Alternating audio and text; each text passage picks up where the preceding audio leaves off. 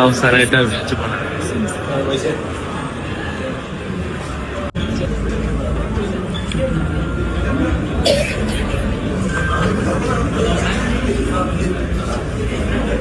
പിന്നെ എനിക്ക് എല്ലാവരോടും പറയാനുള്ളത്, നമുക്ക് ആർക്കും ആരോടും വഴക്കൊന്നും ഇടണ്ട.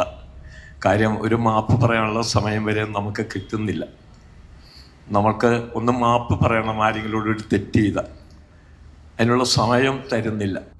നമുക്ക് ഒരു അപകടമുണ്ടായി, നമ്മളുടെ വീട്ടിലൊരു മരണം ഉണ്ടാകുമ്പോഴാണ് അതിൻ്റെ വേദന നമ്മൾ മനസ്സിലാവുള്ളൂ. ഇപ്പം എൻ്റെ ഒരു മകനാണ് നഷ്ടം. എനിക്ക് 2 പെൺപിള്ളേരാണ്.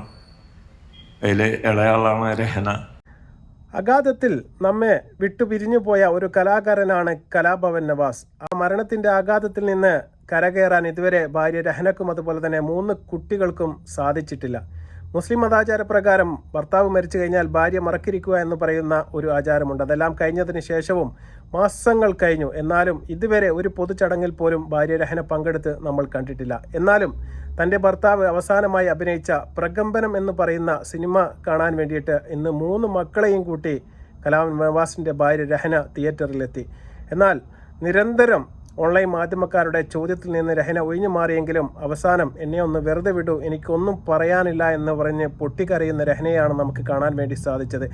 അപ്പോൾ ചെറിയ മകൻ അടുത്തുണ്ടായിരുന്നു. അവൻ്റെ ചുമലിലേക്ക് ചാഞ്ഞുകൊണ്ട് പൊട്ടിക്കരയുന്നത് കണ്ട് മൂത്ത മകൻ ഓടി വന്ന് ഉമ്മയെ സമാധാനിപ്പിക്കുന്നതും അവിടെ നിന്ന് കൂട്ടിക്കൊണ്ടുപോകുന്നതും കാണാൻ വേണ്ടി നമുക്ക് സാധിച്ചു.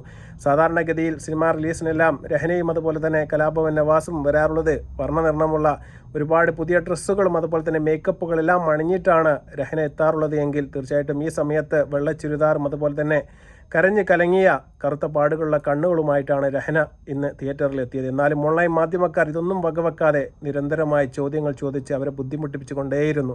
സ്വകാര്യ ജീവിതത്തിലുള്ള ഓൺലൈൻ മാധ്യമക്കാരുടെ കടന്നു കയറ്റം കുറച്ച് കൂടിപ്പോയോ എന്നുള്ളതാണ് എൻ്റെ ഈ വീഡിയോയുടെ പ്രധാനപ്പെട്ട ഒരു തീം. തീർച്ചയായിട്ടും അതിനെക്കുറിച്ച് നിങ്ങളുടെ അഭിപ്രായങ്ങൾ നിങ്ങൾ നിർദ്ദേശങ്ങളായി എഴുതി അറിയിക്കണം.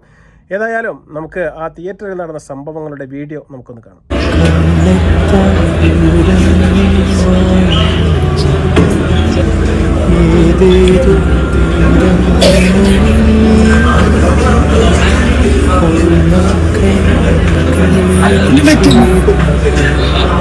അവസാനമായിട്ട് അഭിനയിച്ചു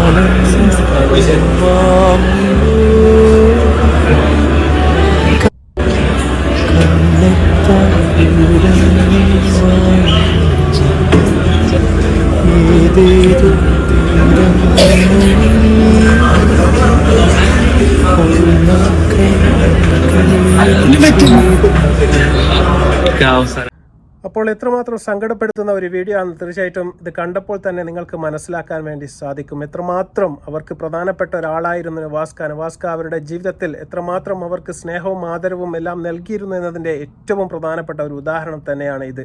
ഇന്നും രഹന രാവിലെ എണീച്ച് നവാസ്ക പോകാനുള്ള ഷൂസുകളും ഡ്രസ്സുകളും എല്ലാം ഇപ്പോഴും ഒരുക്കി തുടച്ച് വൃത്തിയാക്കി കൊണ്ടുവെക്കാറുണ്ട്. അത് ഇപ്പോഴും ഓൺലൈൻ മീഡിയ മാധ്യമങ്ങളെല്ലാം നമുക്ക് ആ ചിത്രങ്ങളും കാണാൻ വേണ്ടി സാധിക്കും. അതുപോലെ തന്നെ എല്ലാവരും കൂടുന്ന സമയത്താണ് വീട്ടിൽ രഹനക്ക് കൂടുതൽ വിഷമമെന്ന് രഹന പറയാറുണ്ട്. കാരണം എല്ലാവരും ഒത്തുകൂടുന്ന സമയത്ത് ഈ കോമഡികളും എല്ലാം പറഞ്ഞുകൊണ്ട് നവാസ്ക ആ സദസ്സിനെ ഒരുപാട് ഹരമാക്കിയിരുന്നു. നിയാസും അതുപോലെ തന്നെ ഭാര്യയും എല്ലാവരും രഹനക്കൊപ്പം ആ വീട്ടിൽ തന്നെ താമസിച്ച് അവരുടെ എല്ലാ സങ്കടങ്ങളിലും അവരെ സമാധാനിപ്പിക്കാൻ ഒപ്പമുണ്ടെങ്കിലും രഹനക്ക് സഹിക്കാവുന്നതിലും അപ്പുറമാണ് നവാസ്കാൻ്റെ ഒരു വിടവ് എന്ന് പറയുന്നത്.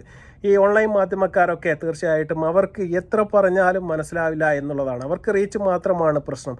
എത്ര ഒരു മനുഷ്യൻ ഒഴിഞ്ഞു മാറാൻ വേണ്ടി ശ്രമിച്ചാലും അതിൽ കയറിക്കൊണ്ട് എങ്ങനെയുണ്ടായിരുന്നു പടം, നവാസ് ഖാനെ അവസാനമായി ഈ സിനിമയിൽ കണ്ടപ്പോൾ നിങ്ങൾക്ക് എന്ത് തോന്നി എന്നൊക്കെ ആ ഭാര്യയോട് ചോദിപ്പിച്ച് അവരെ കരയിപ്പിക്കുന്നത് നമ്മൾ കണ്ടു. തീർച്ചയായിട്ടും വളരെ മോശകരമായ ഒരു നടപടിയായിപ്പോയി എന്ന് മാത്രമേ നമുക്ക് പറയാനുള്ളൂ. സ്വകാര്യതയ്ക്ക്, പേഴ്സണാലിറ്റിക്ക് തീർച്ചയായിട്ടും നിങ്ങൾ ഒരു ബഹുമാനവും അതുപോലെ തന്നെ ഒരു സ്വാതന്ത്ര്യവും ഒരു ലിമിറ്റുമൊക്കെ നിങ്ങൾ കൽപ്പിച്ച് കൊടുക്കേണ്ടതായിട്ടുണ്ട്. ഓൺലൈൻ മാധ്യമക്കാരാണ് എന്ന് പറഞ്ഞുകൊണ്ട് എവിടെയും തള്ളിക്കേറി പോകുന്ന ഒരു സ്ഥിതി ഇന്ന് നമുക്ക് പ്രത്യേകിച്ച് ഈ മലയാളത്തിൽ കാണാൻ വേണ്ടി സാധിക്കും. അത് വളരെ ഓവറാണ് എന്നാണ് എനിക്കതിനെക്കുറിച്ച് പറയാനുള്ളത്. തീർച്ചയായിട്ടും അവരുടെ ഒരു പേഴ്സണൽ സ്പേസിലേക്ക് ഒരിക്കലും നമ്മൾ കടന്നു കയറാൻ വേണ്ടി പാടില്ല. അത് തന്നെയാണ് രഹന പറഞ്ഞത്. എന്നെ ഒന്ന് വെറുതെ വിടൂ എന്ന് ആ സ്ത്രീയെ കൊണ്ട് പറയിപ്പിക്കുന്ന ഘട്ടത്തിലേക്ക് വരെ അവർ കയറി ചെന്നു എന്നുള്ളത് തന്നെയാണ് യാഥാർത്ഥ്യം.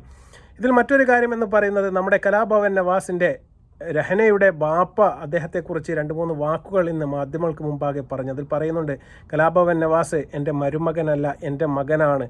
എന്തെങ്കിലും സഹായം വേണമെങ്കിൽ തീർച്ചയായിട്ടും അറിഞ്ഞു ചെയ്യുന്ന വ്യക്തിയാണ് അദ്ദേഹം. നീറ്റൽ തന്ന് എൻ്റെ മകൻ പോയി എന്നാണ് പറഞ്ഞത്. നമുക്ക് ആ വാക്കുകളൊന്ന് കേൾക്കാം. എല്ലാവർക്കും ദൈവം ദീർഘായുസ് തരട്ടെ. പിന്നെ എനിക്ക് എല്ലാവരോടും പറയാനുള്ളത്, നമുക്ക് ആർക്കും ആരോടും വഴക്കൊന്നിടണ്ട.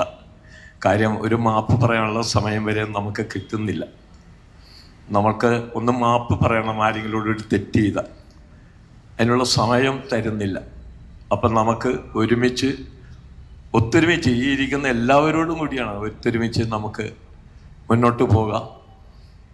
അങ്ങനെ തന്നെ പോകണം നമ്മളെല്ലാവരും. നമുക്ക് ഒരു അപകടം ഉണ്ടായി, നമ്മളുടെ വീട്ടിലൊരു മരണം ഉണ്ടാകുമ്പോഴാണ് അതിൻ്റെ വേദന നമ്മൾ മനസ്സിലാവുള്ളൂ. അതനുഭവിക്കുകയാണ്. ഇപ്പോൾ അറിയാം, ഞാനത് കൂടുതൽ പറയുന്നില്ല. അപ്പോൾ എൻ്റെ ഒരു മകനാണ് നഷ്ടം. എനിക്ക് 2 പെൺപിള്ളേരാണ്. അതിൽ ഇളയാളാണ് രഹന. എൻ്റെ ഒരു മകൻ, എനിക്ക് 2 പെൺമക്കളും മരുമക്കളാണ്. വന്നേക്കുന്ന 2 പുത്രന്മാരും നല്ല പുത്രന്മാരായിരുന്നു. നീറ്റിൽ തന്ന് പോയി. അടുത്ത വളരെ സന്തോഷം. നിർത്തുന്നു. ഓക്കെ. നവാസിൻ്റെ ഇളയ മകൻ വന്നിട്ടുണ്ട്. അവനൊന്ന് സ്റ്റേജിൽ കയറ്റി കൊള്ളാമെന്ന് എനിക്ക് ഉണ്ട്. അവൻ കരയായിരിക്കുള്ളൂ. ഇളയാളാണ് 7th ഇവൻ പഠിക്കുന്നത്. ഇത് രഹനയുടെ വാപ്പയുടെ വാക്കുകളാണ്. അദ്ദേഹം അവരുടെ ജീവിതത്തിലും എത്രമാത്രം വിലപ്പെട്ട ഒരാളായിരുന്നു എന്ന് തെളിയിക്കുന്ന, അല്ലെങ്കിൽ എത്രമാത്രം സ്നേഹബന്ധത്തിലായിരുന്നു ഈ രഹനയുടെ വാപ്പയും നവാസ്കയും എല്ലാം എന്ന് നമുക്ക് ഈ വാക്കിൽ കൂടെ നമുക്ക് മനസ്സിലാക്കാൻ വേണ്ടി സാധിക്കും. അദ്ദേഹം പറയുന്ന പ്രധാനപ്പെട്ട ഒരു വാക്ക് എല്ലാവരെയും ചിന്തിപ്പിക്കുന്നത് തന്നെയാണ്. ഒരു മാപ്പ് പറയാൻ പോലുമുള്ള സമയം ചിലപ്പോൾ ദൈവം നമുക്ക് തരില്ല എന്ന് അദ്ദേഹം പറയുന്നുണ്ട്. ഈ ചെറിയ ഒരു ജീവിതത്തിൽ തീർച്ചയായിട്ടും എന്തെങ്കിലും തെറ്റുകളും കുറ്റങ്ങളും എല്ലാം ഉണ്ടെങ്കിൽ പരസ്പരം അങ്ങോട്ടും ഇങ്ങോട്ടും പൊരുത്തപ്പെട്ട് കൊടുത്തുകൊണ്ട് തീർച്ചയായിട്ടും വളരെ സന്തോഷകരമായി ഉള്ള ജീവിതം നമ്മൾ ആസ്വദിച്ച് ജീവിക്കുക എന്നാണ് അദ്ദേഹം പറഞ്ഞതിൻ്റെ ഒരു സാരാർത്ഥം. അതിന് പറയാനുള്ള പ്രധാനപ്പെട്ട കാരണം കലാഭവൻ നവാസിൻ്റെ ആ മരണം മുന്നിൽ വെച്ചുകൊണ്ടാണ് അദ്ദേഹം പറയുന്നത്. അകാലത്തിൽ പൊരിഞ്ഞു പോയ ഒരു ജീവിതമാണ് കലാഭവൻ നവാസിൻ്റെത് എന്ന കാര്യത്തിൽ നമുക്ക് യാതൊരു തർക്കവുമില്ല. അദ്ദേഹത്തിൻ്റെ ഒരു സ്നേഹപരിധി എന്ന് പറയുന്നത് സ്വന്തം വാപ്പയും ഉമ്മയും അതുപോലെ തന്നെ രഹനയും 3 കുട്ടികൾക്കും ശേഷം മാത്രമേ ലോകത്തിൽ എന്തും അദ്ദേഹത്തിനുള്ളൂ എന്ന് നമുക്ക് മനസ്സിലാക്കാൻ വേണ്ടി സാധിക്കും. അത്രമാത്രം ഫാമിലിക്ക് കലയിലായാലും അതുപോലെ തന്നെ വീട്ടിലായാലും എല്ലാത്തിലും അദ്ദേഹം പ്രാമുഖ്യവും അതുപോലെ തന്നെ സ്നേഹവും നൽകിയിരുന്നു എന്ന് നമുക്ക് ഈ ഫാമിലിയുടെ ഈ വർത്തമാനങ്ങളിൽ നമുക്ക് കാണാൻ വേണ്ടി സാധിക്കും. ഒരാൾ പോലും അദ്ദേഹത്തെക്കുറിച്ച് അദ്ദേഹത്തിൻ്റെ ഫാമിലിയിൽ നിന്ന് മോശമായിട്ട് പറയുന്നത് നമ്മളാരും ഇതുവരെ കേട്ടിട്ടില്ല. അതുകൊണ്ട് തന്നെയാണ് അദ്ദേഹത്തിൻ്റെ അല്ലെങ്കിൽ രഹനയുടെ വാപ്പ പറയുന്നത്, ഈ 2 മരുമക്കളും എനിക്ക് മക്കളാണ്. തീർച്ചയായിട്ടും അദ്ദേഹം എനിക്ക് നീറ്റൽ തന്ന് പോയി. തീർച്ചയായിട്ടും ഒരു മാപ്പ് പറയാൻ പോലുള്ള സമയം പോലും ദൈവം തന്നില്ല എന്ന കോലത്തിൽ അദ്ദേഹം പറയുന്നത് അതുകൊണ്ടാണ്.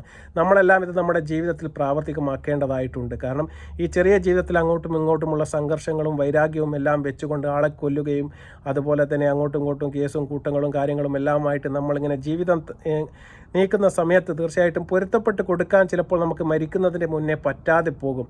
അത്തരം സാഹചര്യം മുൻനിർത്തിയാണ് അദ്ദേഹം പറയുന്നത്. എന്തെങ്കിലും പ്രശ്നങ്ങളുണ്ടെങ്കിൽ അങ്ങോട്ടും ഇങ്ങോട്ടും പൊരുത്തപ്പെട്ട് വളരെ സ്നേഹത്തിൽ അങ്ങോട്ട് ജീവിച്ചു പോകുന്നതാണ് എന്തുകൊണ്ടും മെച്ചം. കാരണം ഈ ലോകം എന്ന് പറയുന്നത് ആകസ്മികമാണ്. അത് എത്രയും പെട്ടെന്ന് നമുക്ക് കയ്യിൽ നിന്ന് നഷ്ടപ്പെട്ടു പോകാനുള്ള സാധ്യതയുണ്ട്. അതാണ് അദ്ദേഹം പറഞ്ഞതിൻ്റെ ഒരു സാരാർത്ഥമെന്ന് ഞാൻ മനസ്സിലാക്കും. തീർച്ചയായിട്ടും എന്താണ് നിങ്ങൾക്ക് തോന്നിയത്, നിങ്ങൾ അത് കമൻറ്റായി രേഖപ്പെടുത്തുക. ഈ വീഡിയോ നിങ്ങൾക്ക് ഇഷ്ടപ്പെടുകയാണെങ്കിൽ തീർച്ചയായിട്ടും നിങ്ങൾ ലൈക്ക് ചെയ്യുക, ഷെയർ ചെയ്യുക, സബ്സ്ക്രൈബ് ചെയ്യുക. മറ്റൊരു വീഡിയോയുമായി വരുന്നതുവരെ നന്ദി, നമസ്കാരം.